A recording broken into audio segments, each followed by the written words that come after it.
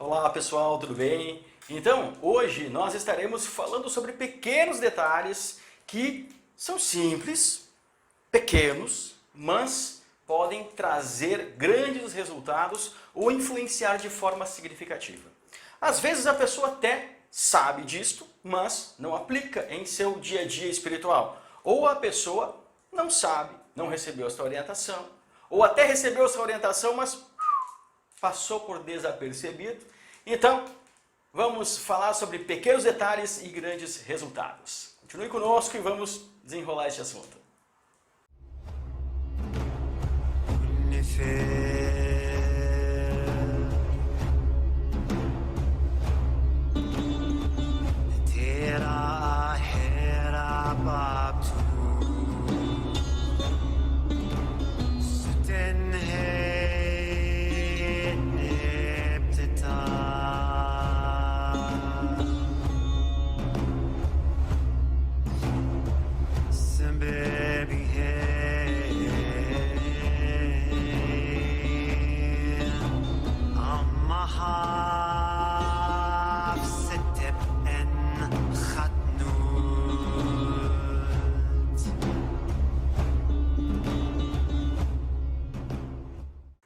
Pois bem, pessoal, o primeiro pequeno detalhe que muitas vezes é ignorado pelas pessoas é o significado dos objetos ou o significado do ato, ok? Nós precisamos entender o seguinte: quando um objeto ou um ato ele tem significado expressivo dentro daquela prática, ou dentro daquele culto, ou dentro daquela consagração, seja a atividade espiritual que for, quando ele tem um significado expressivo, ele agrega, ele vem a somar, atrai energias positivas e emana energias positivas, fazendo funcionar uma engrenagem perfeita, bem lubrificada e que vai atrair positividades e resultados expressivos, ok?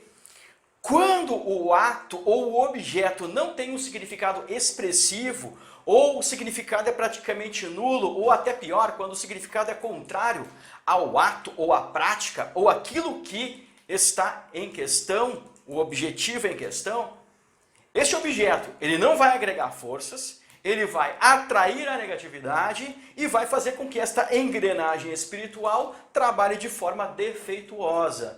Resultados menores. Então, você precisa buscar o conhecimento sobre os objetos e os atos executados dentro daquela prática espiritual. Você precisa encontrar, sim, o significado dos objetos e dos atos, para ver se realmente condiz com aquilo que você está fazendo, com aquilo que você está esperando, ok? Outro detalhe é o seguinte: quantidade de materiais não significa força espiritual. A força espiritual ela está no significado dos materiais e não na quantidade deles. Exemplo, se você vai fazer um ritual de abertura de caminhos, certo? Aí a quantidade de moedas, vamos dizer assim que use moedas, a quantidade de moedas ela pode ser 7, 8 ou 11. Tá? 7, 8 ou 11. Estes, em alguns cultos, também 9. Tá? Estes são os números mais indicados para a abertura de caminhos. 7, 8, 9 ou 11. Tá? Então, se você pegar 7 moedas ou pegar 21 moedas, o significado espiritual, ele é o mesmo. Então não é a quantidade que traz a força espiritual, mas sim o significado de cada objeto e ele em conjunto com os demais. Também não adianta você pegar e colocar um monte de objetos, porque um pode anular o outro. Este é um pequeno detalhe que pode trazer resultados expressivos ou anular a chance de resultados. Você precisa ter um balanceamento nos materiais utilizados. Por isso, se você tem uma receita na qual tenha 20, 30, 40 objetos, sinto muito. Esta sua receita ela está exagerada e as chances de resultados acabam sendo menor. Ok? Se você tem uma receita onde nós temos 20, 30, 40 materiais, comece a filtrar isso.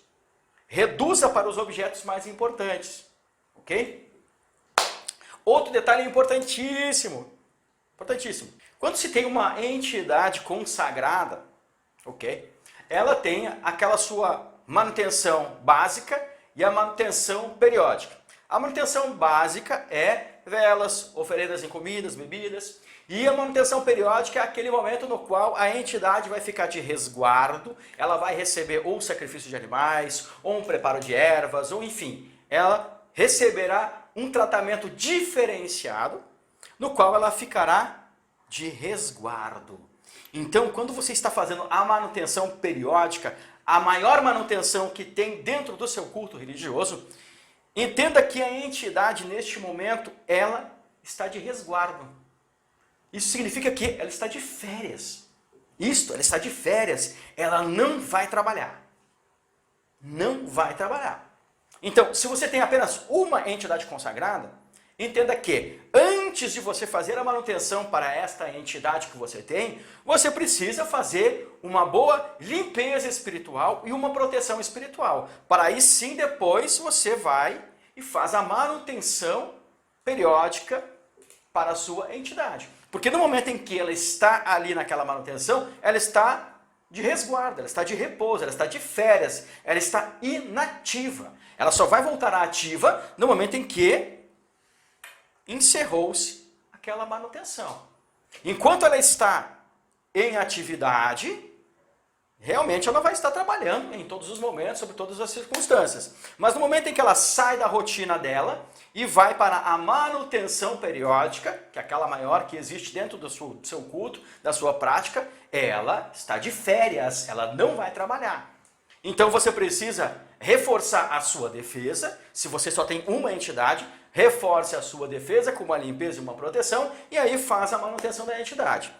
Ok? Mas se você tem mais de uma entidade, a recomendação é de que você faça a manutenção de todas as entidades, pode ser todas as entidades juntas, mas deixe uma entidade para depois. Ou faça antes para uma entidade e depois para as outras. Entende? Deve-se sempre deixar uma entidade em prontidão, uma entidade zelando pelo ambiente, por você e por tudo aquilo que você representa e necessita, certo? Outro detalhe importante, tá? Por que eu digo assim que a gente tem que saber o significado dos atos e dos objetos? Porque às vezes uma pessoa ela acaba praticando um ato ou usando um objeto e ela acaba acreditando que aquilo teve um significado ou que aquilo gerou alguma espécie de força espiritual. E ela passa essa informação para essa uma passa para a outra, e assim, essa informação ela vai passando de geração em geração, e muitas vezes é uma informação equivocada. Vamos lá. Quando se vai fazer um trabalho no cemitério, tá? Ou nas redondezas de um cemitério, sim, dependendo do culto religioso e dependendo da origem daquela receita, existem alguns resguardos e existem algumas práticas agregadas a este fato. Simplesmente porque estará em um reino bem especial, que é cemitério, almas, aonde vagam eguns, espíritos obsessores, entidades com inúmeras intenções, tá? Beleza. Mas em algumas consagrações, assim como em algumas receitas de feitiços, bruxarias, magias, rituais, enfim, em alguns existem a necessidade de alguns objetos colhidos no cemitério, como terras de sepultura, raspas de cruz-mestre, flor de dentro do cemitério, folhas de árvores de cemitério, enfim, existem inúmeras receitas que têm dentro delas a necessidade de algum objeto de dentro do cemitério. Aí, o que os antigos diziam? Toda vez que você entrar no cemitério para algum ato religioso, você tem que, antes você passa lá na encruzilhada e faz uma saudação para o fulano de tal. Antes de entrar no cemitério, você se benze. Quando você sair do cemitério, você dá 7 passos para trás. Quando chegar em casa, você se esborrifa antes de entrar no portão. Enfim, existem várias coisas que são ditas, tá? Mas entenda o seguinte, quando você vai apenas buscar objetos dentro do cemitério, certo? Você não precisa fazer nada, nada, nada, nada. Quando você vai entrar no cemitério para buscar terras, buscar a raspa de cruz-mestre, buscar folhas, raiz, qualquer coisa que for de dentro do cemitério, você, quando vai só buscar o objeto, você não precisa fazer nada. Ah, mas a força espiritual que tem aquilo. A força espiritual de um objeto, ela só é ativada quando está em manipulação espiritual. Se você só vai entrar no local, colher um objeto, levar para casa e depois você vai usar aquele objeto em um ritual, em uma consagração, aquele objeto, ele só vai ter a sua força espiritual ativada no momento em que ele estiver participando do ato sagrado, ok? É a mesma coisa, por exemplo, que vela. Se você vai sair lá para uma loja de artigos de Umbanda e Candomblé comprar vela, a força espiritual não vai sair lá de dentro da loja junto com você e andando na sua... Não! Qualquer objeto que você vai comprar numa loja, a força espiritual dele só vai ser ativada no momento em que ele estiver dentro de um ato sagrado, ok? Então, se você for fazer feitiço, magia, bruxaria, enfim, alguma coisa, se vai fazer lá dentro do cemitério ou nas redondezas do cemitério, aí sim, com certeza absoluta, se o ato em si recomendar algo em especial que você deva fazer, uma oração ou um ato a mais que você deva fazer, beleza, tranquilo, concordo. Mas agora, se você vai só buscar o objeto dentro do cemitério ou nas redondezas dele, você não precisa fazer nada, nem um banho, nem precisa se esborrifar, não precisa acender vela, não precisa pedir licença para nada, para ninguém, ok? Seria a mesma coisa que você entrar dentro de uma casa de artigos religiosos ou artigos esotéricos e antes de entrar na casa de artigos esotéricos você se benze 3 vezes, quando você sair da casa, antes de sair dela, você dá 3 passos para trás. Isso não existe. A força espiritual só vai ser ativada no momento em que você colocar aquele objeto dentro de um ato espiritual, ok? Outro detalhe importante, gente, é algo simples, básico, mas muitas pessoas não entendem isso. Não sabem disso, tá? As velas de 7 dias, elas são envolvidas com um plástico. Este plástico, você não tira ele. Este plástico, ele fica ali. Você só tira a parte de cima do plástico, tá? Só a tampa daquele plástico, acende a vela, coloca ela em cima ou dentro de algum objeto onde ela vai ficar segura. Aquele plástico, ele fica com a vela de 7 dias. Ele fica. Aquele plástico, ele tem sim um objetivo, que é o quê? Vamos lá. O que é uma vela? Vela é parafina e pavio. Acendeu o pavio, a parafina em estado sólido vai começar a derreter, vai se transformar em estado líquido, ok? Se não tem aquele plástico ali, o que vai acontecer? Aquela parafina ela vai começar a derreter e vai escorrer. Vai escorrer. Uma vela que é de 7 dias, ela vai durar no máximo umas 3 horas. Aquele plástico, então, ele tem o objetivo de segurar, conter a parafina derretida em estado líquido e assim ele vai fazer com que a parafina, com o calor, se transforme em estado gasoso. Então, a vela ela vai passar por 3 estágios, o sólido, o líquido, o gasoso, certo? E o plástico está ali para isso, para reter, conter a parafina derretida, ou qualquer que seja o material fabricado naquela vela, tá? Usado naquela vela. Então ele tem a importância fundamental de conter o líquido derretido e assim retardar a queima. Outra coisa que é importante saber, não existe manifestação física em velas de 7 dias. Tá? Exemplo, Você foi lá e fez uma oferenda, acendeu uma vela de 7 dias, ou você fez um trabalho, acendeu uma vela de 7 dias. Não, ali no terceiro dia, cadê? Sumiu a vela, queimou toda. Uma manifestação física. Não. Sinto muito. O que aconteceu neste caso é um defeito de fabricação. O plástico estava com defeito. Não era o plástico ideal para uma vela. O que acontece neste caso? Às vezes, chega na metade da vela ou nem na metade da vela, o plástico ele pega fogo. E então faz com que a parafina se esparrame e ela acabe queimando por completo em poucas horas. Certo?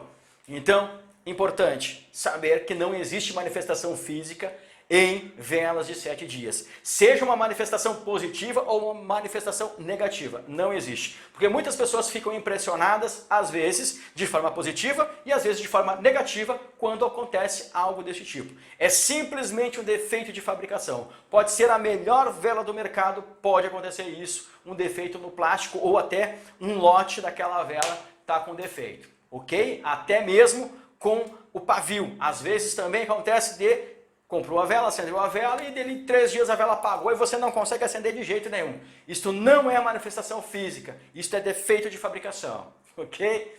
Outro detalhe importante que eu vejo muitas pessoas iniciantes fazendo: velas, palito, você deve fixar em algo seguro e eficiente. Para isso que existe, para isso que existe o castiçal.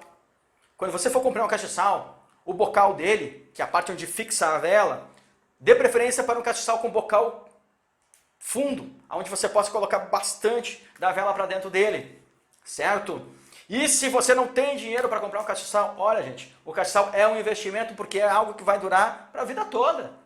Mas se você não tem dinheiro para comprar um castiçal, use um alguidar, use uma lata.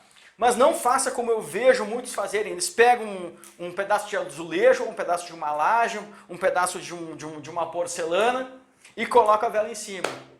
Gente, não faça isso. Principalmente com azulejo, porcelana, o que acontece?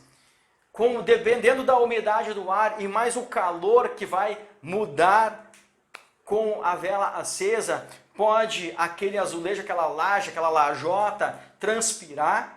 E isso faz com que a vela se solte, a vela pode cair, rolar e botar fogo na sua casa, em tudo que você tem. Então não faça isso. Também não acenda a vela fixando ela em tampinha. Já vi muita gente pegar tampinha dessas comportas, tampinha de metal. Também é perigoso. Pires, xícara, prato, seja de vidro, de cristal, de porcelana, não. Porque dependendo do tempo de queima daquela vela, pode rachar e pode quebrar aquele objeto e assim pegar fogo em tudo que está na volta, ok? Vamos lá. Muito obrigado. Até mais.